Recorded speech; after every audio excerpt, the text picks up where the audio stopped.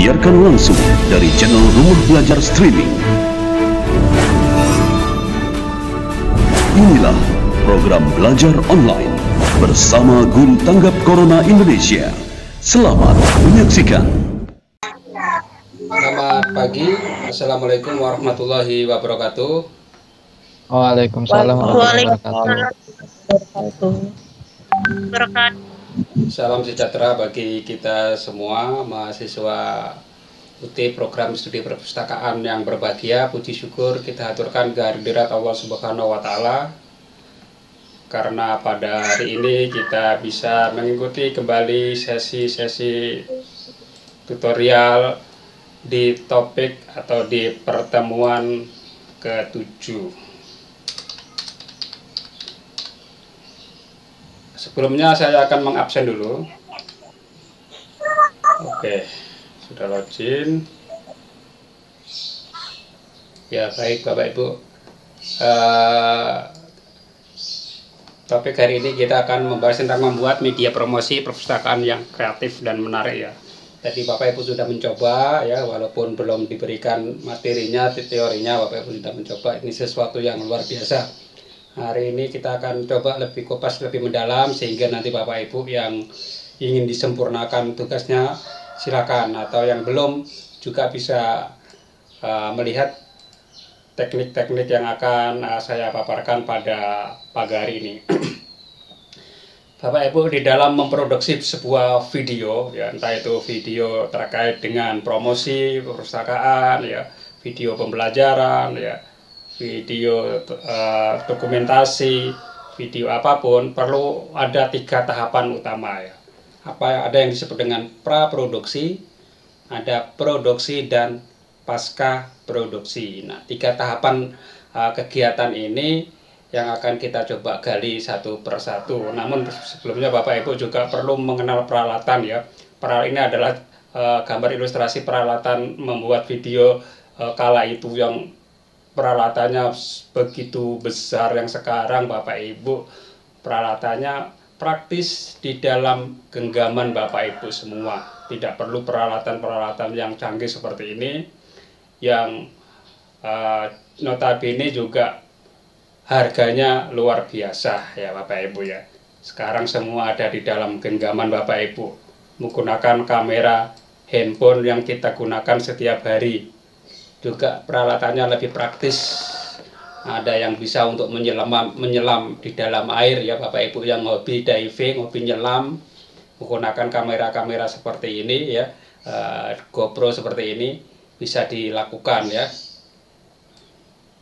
Atau yang menggunakan kamera DSLR seperti ini juga bisa. Dan sekarang juga banyak juga yang menggunakan teknik-teknik lain ya, seperti pengambilan dari atas ya, menggunakan peralatan mini helikopter atau drone. Dan peralatan ini sekarang juga harganya juga sudah terjangkau. Ada yang di bawah 1 juta, juga ada yang di atas 10 juta Bapak Ibu alat drone seperti ini Bapak Ibu, sehingga kita bisa mengambil visualisasi dari atas. Mungkin visualisasi di atas sekolah kita, dibidik dari atas, kelihatan gambaran ya, lingkungan sekolahannya, lapangannya, dan lain-lain. Nah, jika Bapak Ibu memiliki peralatan ini, silakan nanti digunakan ya. Barang-barangnya bisa dibeli di toko-toko handphone, di elektronik dengan harga yang tadi, ada yang di bawah 1 juta, ada yang di atas 10 juta. Kemudian peralatan yang kita gunakan yang lain adalah lensa ya. Kadang lensa ini bisa jadi Bapak Ibu bagi penggemar fotografi ini bisa harganya lebih mahal dari pada kameranya gitu kan, karena dengan fitur lensa tertentu bisa membidik hingga lebih dari 1 km bisa diperdekat. Nah, ini peralatan-peralatan yang semi profesional yang Bapak Ibu bisa gunakan ya. Tetapi untuk kegiatan sehari-hari saya pikir Bapak Ibu cukup dengan peralatan yang ada ya, dengan smartphone seperti yang punya Pak Abdurrahman tadi, sudah bisa menghasilkan gambar yang bagus ya, yang halus ya, dengan fitur-fitur yang ada dalam aplikasi. Juga peralatan yang tidak kalah pentingnya juga adalah tripod ini Bapak Ibu ya. Tripod ini keberadaan saat ini juga penting ketika kita webinar, mengikuti kegiatan ini perlu penyangga yang Bapak Ibu nanti penyangganya ini arahkan sejajar dengan wajah kita sehingga tidak terlalu dongak dan tidak terlalu dingkluk, pas searah dengan wajah kita, diposisikan seperti itu. Apalagi sekarang juga tripod sudah dilengkapi dengan cahaya ya, yang sehingga ruangan yang gelap membuat cahaya kita lebih terang. Ini juga perlu Bapak Ibu gunakan dan harganya juga saat ini juga terjangkau ya. Bisa juga dengan seperti ini, cuman seperti ini sekarang lebih canggih dengan alat bantu stabilizer. Kalau yang tongsis seperti ini tentunya agak goyang kalau kita sambil bergerak atau berjalan ya. Dengan stabilizer ketika kita jalan maka tidak masalah. Ini adalah salah satu contoh alat yang disebut dengan stabilizer atau gimbal. Nah, Bapak Ibu misalnya membidik kegiatan sambil jalan, sambil lari, sambil jogging dengan alat ini, insya Allah gambarnya tetap halus, tidak bergetar, mengikuti irama gerakan kaki kita ya. Memang alat ini masih tergolong mahal ya, masih di atas 1,5 juta ya, hampir kurang lebih sama dengan handphone. Dan ada juga sekarang Bapak Ibu handphone atau smartphone yang sudah dilengkapi stabilizer di dalamnya, include di dalamnya sudah ada itu, sehingga tanpa stabilizer pun Bapak Ibu bisa manfaatkan. Tetapi ternyata memang handphonenya juga cukup mahal juga ya kalau dikalkulasikan sama dengan kita membeli alat ini secara terpisah. Nah, alternatifnya tadi yang sudah diberikan Pak Rahman tadi dengan menggunakan fitur bawaan dari Google Foto, atau nanti juga bisa menggunakan Power Director. Nanti insya Allah nanti aplikasinya saya bisa share ke grup sehingga Bapak Ibu bisa gunakan. Dan peralatan ini jika diperlukan Bapak Ibu bisa gunakan ya untuk menghasilkan hasil suara yang bagus. Apalagi dengan mikrofon jenis ini ya. Ini kepekaan suaranya akan menjadi bagus, jernih dan stabil Bapak Ibu. Walaupun di beberapa handphone sudah ada mikrofonnya, ketika Bapak Ibu tambahkan eksternal mikrofon, insya Allah hasilnya akan lebih bagus. Ada juga yang model wireless Bapak Ibu, sehingga kita jarak jauh pun 10 meter atau berapa meter kita ngomong tetap tertangkap dengan jelas, yaitu mikrofon yang kategori wireless ya. Biasanya digunakan reporter ini ya untuk membidik jarak jauh, sehingga suaranya tetap jernih tanpa ada gangguan suara-suara dari luar, misalnya suara kendaraan dan lain-lain. Juga peralatan mikrofon ini juga ada yang dalam bentuk kabel Bapak Ibu. Di pasaran ada yang sampai 6 meter ketika Bapak Ibu ingin mengambil jarak agak jauh ya, dengan suara tetap jernih, bisa menggunakan yang model mikrofon jenis ini ya, yang di pasaran juga banyak beredar. Nah, ini tadi Bapak Ibu prinsip-prinsip dalam merekam video menggunakan smartphone. Nah, tadi ada beberapa yang tadi belum menggunakan prinsip ini ya, dan ada beberapa juga yang sudah. Jadi nanti yang belum menggunakan prinsip ini nanti bisa diulang lagi, kemudian diberikan sentuhan-sentuhan sesuai dengan tadi yang saya sarankan ya. Ada ilustrasi musik, ada tulisan-tulisan yang memperjelas suasana, dan bila perlu ditambahkan narasi Bapak Ibu ya. Oke, kita lihat Bapak Ibu ya, cara-cara perekaman yang benar ya. Posisikan smartphone dalam posisi landscape saat merekam video ya, posisikan landscape. Kalau potret ya tadi kiri kanan kosong Bapak Ibu, yang tadi saya katakan nanti yang kosong nanti dia gunakan anak-anak main futsal itu kiri kanannya gitu ya. Jadi kita pilih landscape sehingga full seperti ini ya. Nah, full gambar, kemudian Bapak Ibu gunakan alat perekam dengan teknik khusus sehingga tidak goyang tadi Bapak Ibu ya. Nah, saat merekam agar selalu berada di dalam in frame, di dalam layar Bapak Ibu, jangan terlalu miring ya. Ini akan bisa kita dengan mudah kita lakukan. Biasanya di beberapa kamera ada sudah itu bingkai fokusnya kelihatan mengarah ke wajah daripada objek tersebut. Nah, Bapak Ibu di dalam teknik pengambilan gambar juga perlu diperhatikan tentang teknik-teknik bidang gambar ya. Di dalam dunia sinematografi atau videografi ada yang disebut dengan long shot Bapak Ibu.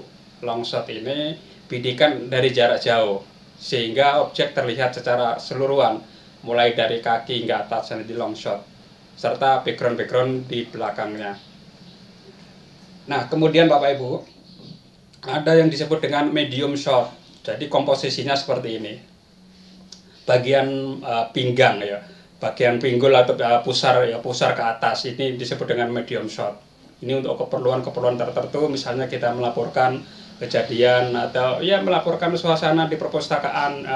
Nanti Bapak Ibu bisa saja nanti muncul di dalam video Bapak Ibu, misalnya pemirsa inilah ruang baca, ruangan ini dan seterusnya. Bapak Ibu muncul dalam video itu sebagai seorang reporter juga bisa Bapak Ibu ya.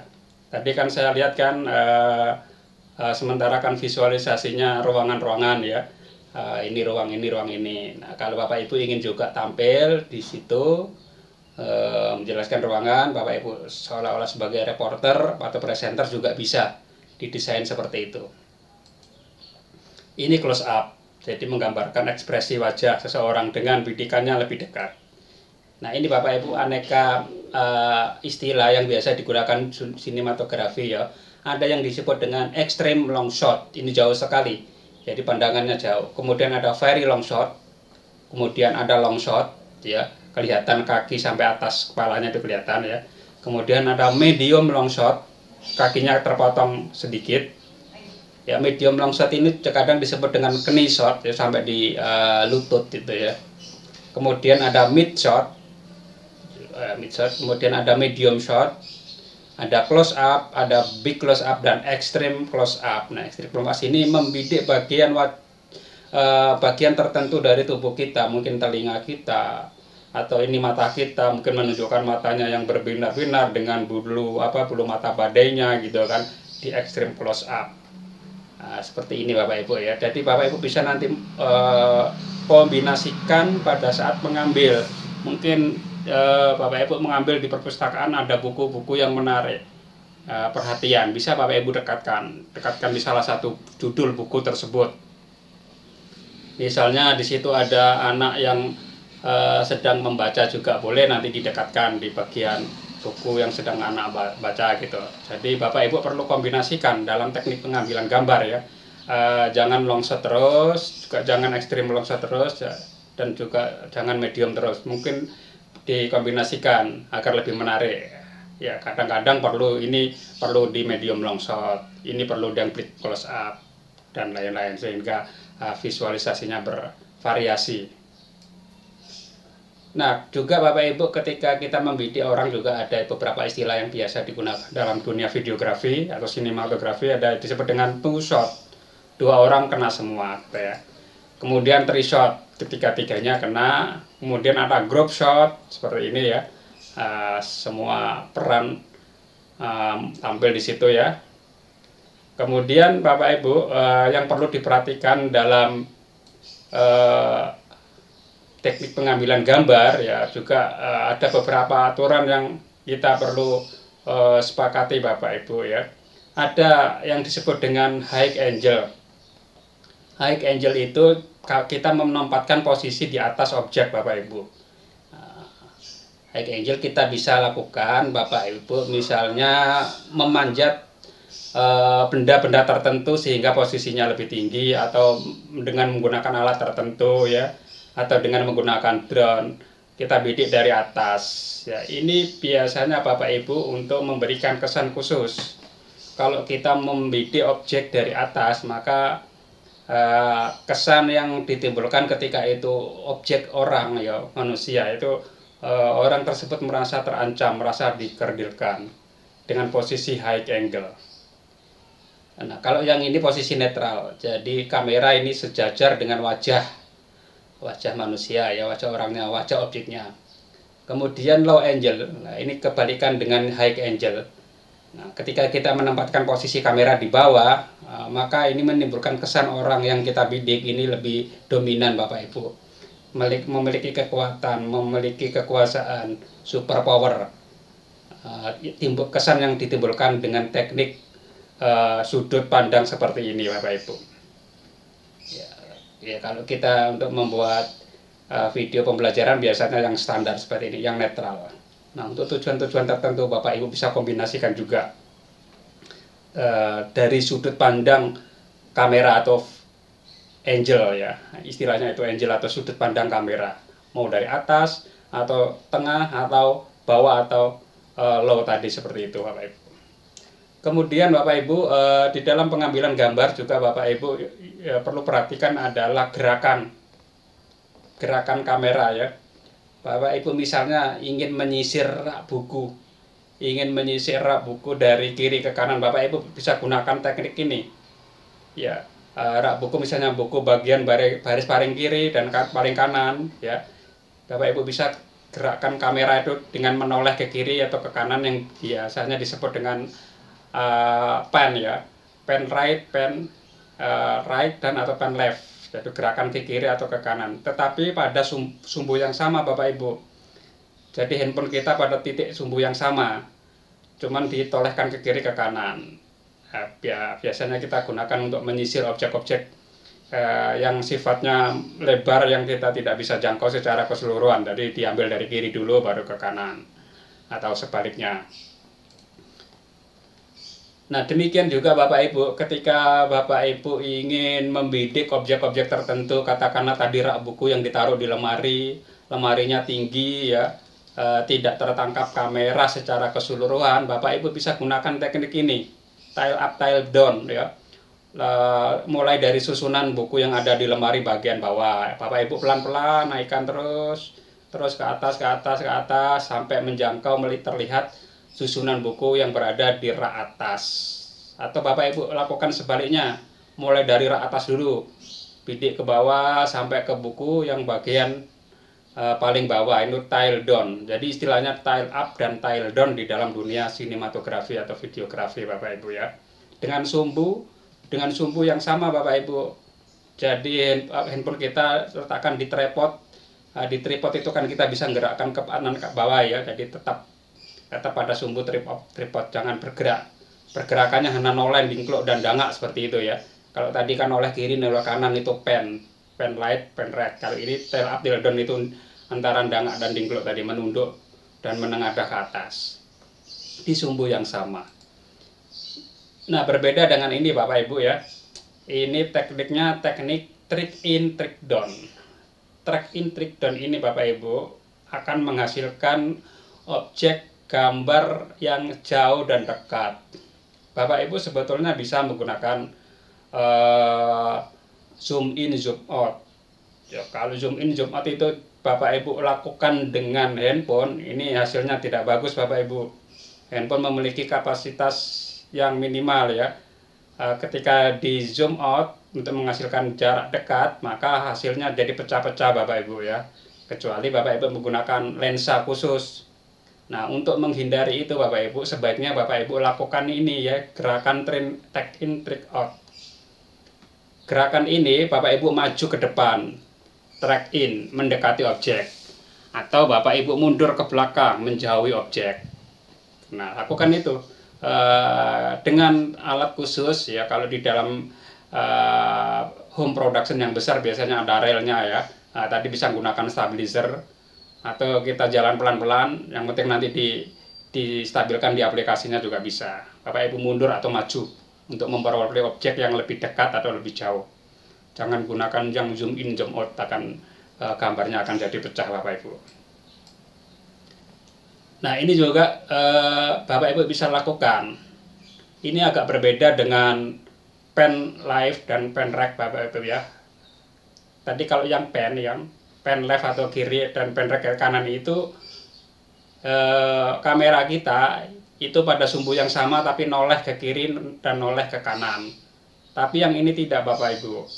Yang ini kamera kita gerakkan ke kiri dan ke kanan. Jadi Bapak Ibu berjalan miring seperti kepiting itu Bapak Ibu ya. Berjalan miring seperti kepiting. Nah, Bapak Ibu menyisir buku-buku yang ada di rak mulai dari kiri atau ke kanan. Atau kanan ke kiri ya, sambil jalan miring gitu ya. Nah, sehingga objek-objek buku yang ada di rak akan tersisir semua ya. Nah, tersisir karena kalau dari jauh mungkin terlalu kecil sehingga kurang terbaca, Ibu bisa mendekat tapi nanti disisir ya, kiri ke kanan. Dengan istilahnya crab left dan crab right seperti ini. Nah, Bapak Ibu, di dalam produksi video pembelajaran tadi sudah saya jelaskan ada 3 kegiatan utama, yaitu praproduksi, produksi, dan pasca produksi. Penulisan naskah ini bagian dari praproduksi. Bapak Ibu mulai dengan mencetuskan ide apa gitu yang harus dilakukan, kira-kira judulnya apa. Ini Bapak Ibu tuangkan dalam bentuk naskah. Naskah ini berfungsi penting sekali. Bisa jadi dalam sebuah video itu tidak dilakukan oleh 1 orang, tapi banyak orang ya. Nah, naskah ini merupakan pedoman yang memudahkan tim produksi dalam membuat sebuah video, Bapak Ibu. Kalau itu dibuat tim ya kalau dalam tugas ini Bapak Ibu buat sendiri ya sih nggak masalah gitu ya, karena untuk tugas. Untuk membuat sebenarnya biasanya ada tim penulis naskah. Kemudian ini yang jago menulis, kemudian ada tim yang mengisi narasi, mungkin tim ada yang mereka merupakan seorang narator yang suaranya enak didengar ya kan. Ada tim editing, ada tim pencahayaan, macam-macam timnya gitu ya. Nah, penulisan naskah ini harus mendeskripsikan gambar dan suara apa saja yang nantinya akan disaksikan oleh pemirsa, Bapak Ibu ya. Nah, naskah video membantu tim produksi untuk mengorganisasi proses produksi menjadi lebih efektif dan efisien. Untuk menghindari kesalahan-kesalahan, maka ditulislah naskah dulu, bikin blueprint-nya dulu, Bapak Ibu. Ya. Bikin cetak hijaunya, cetak birunya dulu. Nah, bentuk naskah Bapak Ibu ada beberapa yang bisa Bapak Ibu adopsi ya. Terserah saja mau 1 kolom atau mau 2 kolom. Contohnya seperti ini, Bapak Ibu. Nah, ini ya. Ini ada visualisasi, yang ini audio atau narasi. Nah, ini contohnya adegan 1, adegan 2, dan seterusnya. Ini dibidik dengan medium shot tadi ya. Ada yang dengan superimpose, itu artinya Bapak Ibu, teks yang ada di layar. Tulisan yang ada di layar ini namanya teks superimpose. Katakanlah ini Bapak Ibu bisa bayangkan, ini ada orang namanya Andi bicara, "Assalamualaikum, saat ini saya sedang berada di LPMP Riau," misalnya. Saat ini saya sedang berada di perpustakaan SD mana misalnya, betul kan. Nah, Bapak Ibu bisa muncul di situ. Kemudian walaupun di sini ada namanya, sudah memperkenalkan namanya Andi, Bapak Ibu tulis juga Andi pustakawan atau apa, reporter atau apa. Kemudian Bapak Ibu di sini ada tulisan cut to montage, kegiatan mengembangkan dan pemanfaatan TK. Artinya naskah ini artinya ada visualisasi tentang pengembangan TK ya. Jadi dibidik secara cepat dengan teknik khusus. Kemudian nanti ada narasi, Bapak Ibu. Narasinya bunyinya seperti ini. Kehadiran saya di LPMP Riau adalah untuk turut serta dalam kegiatan pengembangan dan pemanfaatan konten TV edukasi untuk guru. Nah, ini ada narasi seperti itu dan ada visualisasi ini kegiatan. Kemudian lagi yang ketiga, close up ke wajah Andi. Andi ngomong, "Demikianlah kegiatan saya di LP Riau. Terima kasih sudah menyaksikan. Assalamualaikum warahmatullahi wabarakatuh." Nah, ini Bapak Ibu endingnya. Kemudian wajahnya Andi ditutup. Kemudian ada tulisan credit ya, kredit title ini biasanya muncul di akhir video, Bapak Ibu. Siapa tim-tim yang mendukung kegiatan itu, naratornya siapa, editingnya siapa, yang membuat naskah siapa. Dan musiknya dibikin fade out. Fade out ini artinya Bapak Ibu, musik itu pelan dan hilang. Nah, jangan sampai kita membuat musik itu berhentinya itu dadakan, Bapak Ibu. Berhentinya dadakan kan tidak enak. Jadi berhentinya itu usahakan pelan baru hilang. Itu namanya fade out. Nah, ini contoh bentuk naskah lain Bapak Ibu ya, yang Bapak Ibu bisa gunakan. Nah, sekarang kita masuk menggunakan editing dengan menggunakan smartphone. Editing ini bagian dari pasca produksi Bapak Ibu. Jadi kalau yang praproduksi tadi membuat naskahnya ya, membuat naskahnya praproduksi, kemudian produksi itu Bapak Ibu pada saat syuting. Bapak Ibu tadi pada saat syuting ngambil gambar yang ada tadi, Bapak Ibu gunakan teknik-teknik khusus ya, diambil dari atas, dari tengah, dari bawah, atau membidik bagian wajah saja atau tubuh semua. Itu kegiatan pengambilan gambar atau syuting itu disebut dengan produksi. Nah, setelah diproduksi maka dilakukan editing. Nah, kegiatan editing ini disebut dengan pasca produksi, Bapak Ibu ya. Kegiatan editing disebut dengan pasca produksi. Nah, pasca produksi Bapak Ibu tadi banyak sekali aplikasi yang bisa kita gunakan. Seperti Pak Abdurrahman tadi menggunakan KineMaster. Tadi saya lihat juga ada yang menggunakan Viva Video. Ya, ada banyak aplikasi lagi. Nanti saya share di grup aplikasinya ya, yang belum punya, termasuk yang tadi yang Power Director ya. Ini semua aplikasi berbasis handphone Bapak Ibu. Kalau yang mau menggunakan laptop nanti bisa juga, nanti saya share, ada dengan Filmora ya, dengan Camtasia, ini dengan laptop. Oke, aplikasi KineMaster seperti ini Bapak Ibu ya. Nah, ini banyak sekali digunakan, termasuk teman-teman dari rumah belajar itu banyak menggunakan ini untuk mengedit handphonenya, yang bisa menghasilkan karya video yang tidak kalah bagus dengan peralatan yang canggih ya, hanya dengan smartphone saja Bapak Ibu. Oke, tampilannya seperti ini Bapak Ibu ya. Usahakan Bapak Ibu RAM minimal 2 GB, kemudian memori internalnya itu usahakan juga agak tinggi sedikit Bapak Ibu ya, 16 MB memori internalnya yang tersedia di situ, sehingga nanti tidak terjadi crash program.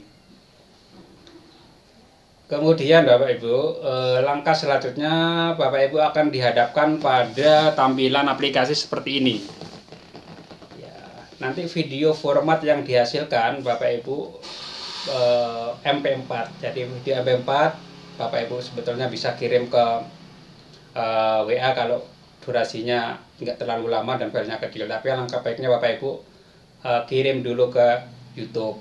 Ya, kita share ke YouTube karena kita ketahui bahwa YouTube ini media global yang mudah ditemukan, di semua handphone juga ada ya.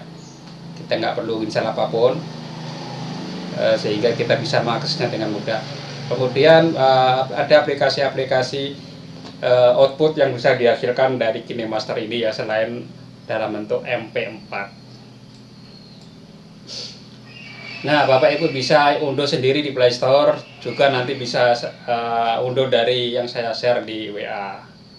Kalau dari Play Store tadi ya ada tulisannya tadi, ada watermark, ada tulisannya Made by KineMaster atau Made by Video Show gitu ya. Nah, kalau yang nanti saya kirim ke WA, insya Allah nanti kita sudah pakai menggunakan versi yang Pro, sehingga tidak muncul lagi tulisan itu. Kemudian Bapak Ibu,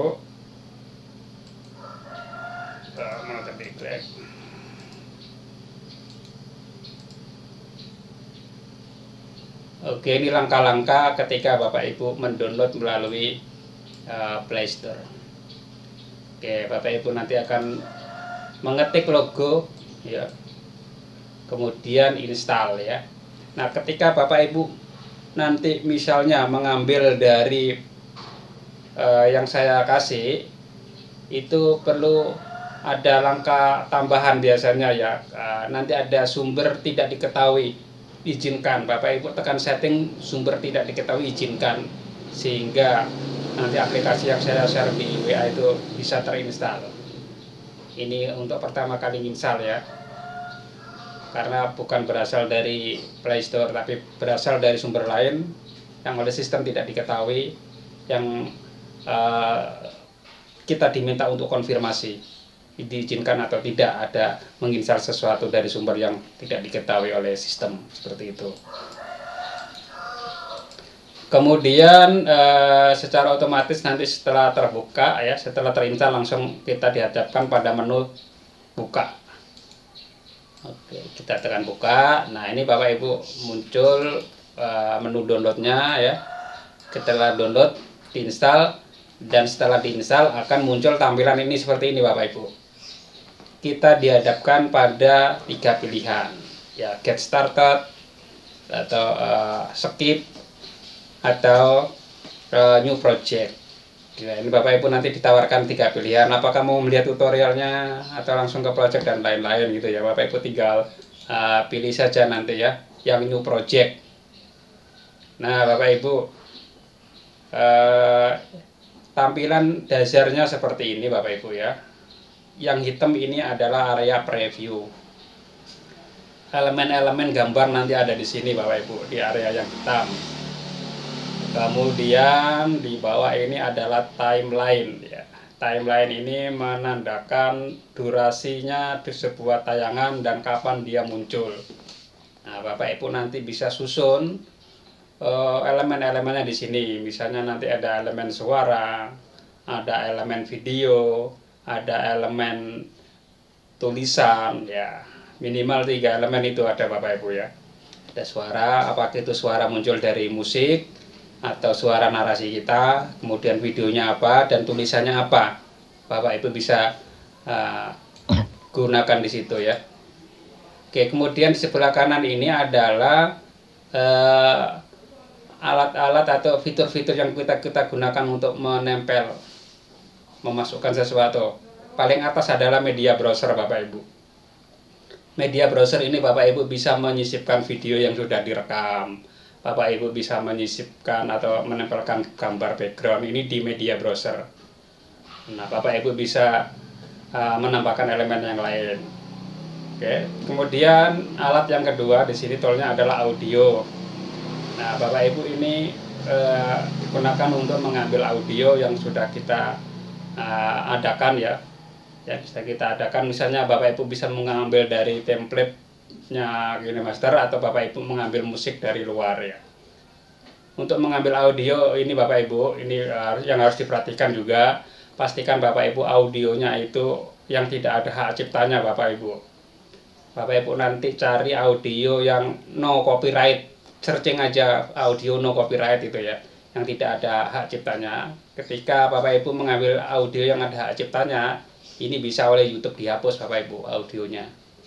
Nah, jadi suara audio yang Bapak Ibu pakai akan hilang karena itu hak cipta gitu ya. Jadi pastikan audionya tidak berhak cipta. Kemudian voice.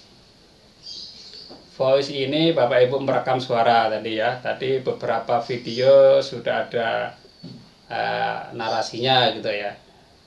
Untuk membuat narasi Bapak Ibu perlu tulis dulu ya supaya nanti nggak salah-salah. Kalau kita tidak terbiasa sebagai reporter, sebagai narator itu sering salah-salah, oleh karena itu dipandu dengan tulisan. Menggunakan fitur voice recorder. Kemudian layer, ya layer ini untuk menambahkan berbagai elemen tambahan Bapak Ibu. Menambahkan tulisan, kemudian menambahkan video di dalam video, menambahkan gambar di dalam video, menambahkan logo. Nah, ini layer ini istilahnya tumpukan-tumpukan, ya. Tumpukan-tumpukan objek yang ingin kita tampilkan di dalam video tersebut. Misalnya layer pertama adalah video utama, nanti layer kedua ada tulisan, layer ketiga ada logo dan macam-macam seperti itu ya. Oke, ini di menu layer Bapak Ibu. Kemudian Bapak Ibu masuk ke menu media browser, nanti Bapak Ibu memilih kira-kira video Bapak Ibu tersimpan di mana ini, apakah di kamera atau di WhatsApp video ya, atau di media cloud storage dan macam-macam. Nah Bapak Ibu, kalau Bapak Ibu membidik dengan kamera kemudian ingin dibagi ke temannya gitu, jangan dikirim lewat WA Bapak Ibu. Kalau dikirim lewat WA, ini videonya akan menjadi resolusinya mengecil, jadi tidak tajam lagi ya. Kalau kita membidik dari handphone bisa itu resolusinya itu 2000 atau 3000 atau lebih. Ketika dikirim ke video akan nurun. Nah, ketika turun kita edit, ya kualitasnya jadi tidak bagus. Jadi Bapak Ibu kirim aja dengan katakanlah taruh di Google Drive, kemudian di-download atau dengan cara yang lain sehingga resolusinya tetap utuh seperti aslinya. Baru kita lakukan pengeditan ya. Lakukan pengeditan dengan cara memilih video yang sudah kita buat. Kemudian Bapak Ibu bisa menekan tanda plus ini untuk menambahkan elemen-elemen yang lain ya. Masukkan video yang ingin dimasukkan dengan tanda plus. Kemudian nanti setelah dilakukan itu nanti ada tanda konfirmasi atau tanda centang Bapak Ibu. Kemudian kalau kita ingin menghapus video yang nggak jadi mau dipakai ya tekan delete. Ya ini ada menu delete-nya ya. Kita lakukan perubahan ya. Kemudian Bapak Ibu, beberapa pengaturan bisa kita setting pada menu yang ada di tanda kotak merah sebelah kiri ya. Jika bisa melihat edit video kita dengan layar penuh dengan cara menyentuh tombol ini agar mudah untuk dikoreksi Bapak Ibu ya. Ini adalah fitur-fitur yang Bapak Ibu bisa gunakan nanti ya untuk tujuan-tujuan tertentu gitu ya, untuk penampilannya. Kemudian nanti bagaimana nanti kita akan melakukan sharing atau kita simpan. Kemudian nanti ada di sini juga ada menu undo ketika Bapak Ibu tidak jadi melakukan aksi atau melakukan aksi yang salah dan nggak sengaja Bapak Ibu tekan undo akan kembali ke semula seperti itu ya. Nah setiap aksi Bapak Ibu, setiap habis mengedit jangan lupa tentang tombol centang ini Bapak Ibu ya. Tombol centang artinya kita sudah konfirmasi, kita sudah confirm bahwa itulah yang sedang kita pilih. Kita meletakkan tulisan di sini, kita meletakkan suara di sini, kita melakukan pemotongan di sini. Ya, setiap habis action Bapak Ibu diminta menekan tombol centang di bagian kanan atas seperti ini. Kemudian Bapak Ibu fungsi layar ini tadi sudah saya jelaskan ya. Tanda kotak kuning gambar di atas adalah untuk menambahkan beberapa macam kreasi seperti teks, icon, warna, dan juga memotong beberapa adegan baik musik, video maupun gambar yang akan diedit. Nah, kreasi yang bisa kita dapatkan dengan menampakkan layar menyentuh tombol ini Bapak Ibu. Ini ada beberapa macam ya. Ketika kita sentuh layar ada image. Image ini Bapak Ibu bisa menambahkan gambar, bisa menambahkan logo dan lain-lain. Ada juga stiker. Bapak Ibu menambahkan tulisan yang sudah jadi atau mungkin tulisan tangan handwriting. Ini Bapak Ibu bisa gunakan di menu layer. Kemudian transition effect, ini Bapak Ibu ada fungsi-fungsi transisi. Fungsi transisi ini perpindahan antara klip. Bapak Ibu misalnya pada saat membidik bagian ruang baca. Nah Bapak Ibu kalau membidik jangan sepanjangan Bapak Ibu ya. Setiap sekian detik, setiap 5 detik Bapak Ibu bisa potong. Setiap 10 detik Bapak Ibu bisa potong. Jangan mengambil video 1 menit itu Bapak Ibu langsung semua ya. Akan lebih baik itu dipotong-potong Bapak Ibu ya. Oke, mungkin bagian ruang baca ambil beberapa detik ya, 3-5 detik seret. Pindah lagi ke ruang yang lain, ambil beberapa detik lagi, pindah ke ruang lain. Nah nanti Bapak Ibu akan menjadi beberapa file. Nanti Bapak Ibu bisa variasikan melalui transisi ini. Transisi ini fungsinya untuk perpindahan antar klip, perpindahan atas potongan video yang satu, video yang lain. Kan tadi terpisah-pisah, terpotong-potong Bapak Ibu ya. Beda-beda ruangan tadi. Nah itu bisa Bapak Ibu transisikan untuk variasinya macam-macam, ada yang ada di ini master ini. Kemudian pada saat editing bisa dilakukan langsung mengambil gambar dengan kamera. Jadi gambar itu bisa dilakukan pada saat langsung editing atau diambil secara terpisah baru dimasukkan juga bisa Bapak Ibu. Jadi ada banyak cara yang bisa kita lakukan. Oke, tadi ini sama dengan seperti multiplayer tadi ya, Bapak Ibu bisa menambahkan berbagai elemen. Nah, Bapak Ibu juga bisa membuat judulnya di sini ya. Judul misalnya kegiatan apa perpustakaan SD sekian-sekian itu ya. Dan yang perlu diperhatikan Bapak Ibu di sini tingkat lapisannya di sini ya. Tulisan ini muncul di mana, nanti Bapak Ibu bisa sesuaikan ya. tulisan nanti bergerak dari mana, beranimasi atau tidak, munculnya dari kiri ke kanan atau gimana, bisa di setel lebih lanjut Bapak Ibu. Oke, untuk menambahkan lagu, Bapak Ibu tekan gambar nada musik ini ya. Jadi sudah saya jelaskan, usahakan musiknya tidak mengandung hak cipta sehingga tidak dihapus oleh YouTube ketika nanti kita gunakan. Oke, kemudian fitur recording ya, ini Bapak Ibu sebetulnya bisa langsung recording langsung dari aplikasi ini ya pada saat sedang berjalan ya, atau dilakukan rekaman sebelumnya juga bisa ya di fitur yang recording ini. Selanjutnya color adjustment ini untuk pengaturan warna ya, bukan kali warnanya terlalu merah, terlalu hijau, nanti Bapak Ibu lakukan di color adjustment di sini. Kemudian penyimpanan video, ini ada gambar ini Bapak Ibu, simpan atau berbagi, nanti Bapak Ibu akan ditanya apakah akan disimpan di handphone kita atau langsung dibagi ke YouTube atau dibagi ke media sosial yang lain nanti di menu yang ini. Oke, kemudian instant preview ini untuk melihat hasilnya Bapak Ibu. Kayak apa sih yang tadi hasil editan, Bapak Ibu bisa lakukan instant preview, dilihat sekilas, diintip dulu gitu hasilnya. Ketika sudah oke, udah langsung kita bisa share. Oke, ini penyimpanannya Bapak Ibu langsung ke YouTube bisa, ke Facebook bisa, ke Google Drive, atau ke komputer kita, ke handphone kita juga bisa, ke galeri. Jadi ada pilihan nanti Bapak Ibu ketika kita mau menyimpan. Oke, Bapak Ibu pilih yang standar atau high definition atau full, tergantung dari kecepatan Bapak Ibu ya. Bisa kita menggunakan high definition, ini akan menghasilkan video yang resolusinya agak tinggi dibanding dengan yang medium ini tadi. Ya, kita sesuai dengan kondisi handphone Bapak Ibu ya. Ya, rekomendasinya pilih yang high definition yang 1280 x 720 Bapak Ibu. Oke, itu tadi Bapak Ibu.